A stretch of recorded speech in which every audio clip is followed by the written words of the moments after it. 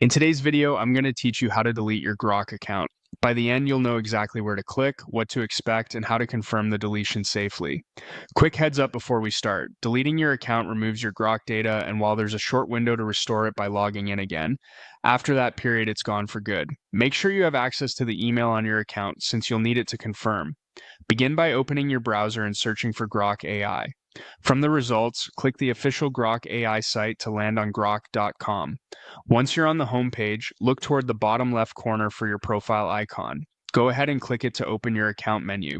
In that menu, choose Settings. This is where your account preferences and privacy options live.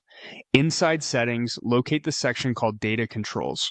Open it, then scroll down until you see the option to delete account. Select Delete Account, and when the prompt appears, click Delete to continue. At this point, you'll be redirected to the XAI account portal, where deletions are finalized and privacy choices are managed. In the XAI account portal, open the Data section. Here you'll find controls related to your stored information. Click Delete to proceed. You'll see a confirmation screen that explains what happens next. All data associated with your XAI account, including Grok, will be deleted and you'll be logged out.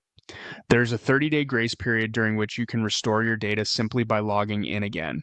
After 30 days, your data will be permanently deleted and cannot be recovered. To confirm you understand and approve the deletion, type the email address associated with your account exactly as requested. This is a safeguard to ensure only the account owner can finalize the request. After entering your email, click Delete one more time to complete the process. Once you finish, you should be logged out and your deletion request will be queued.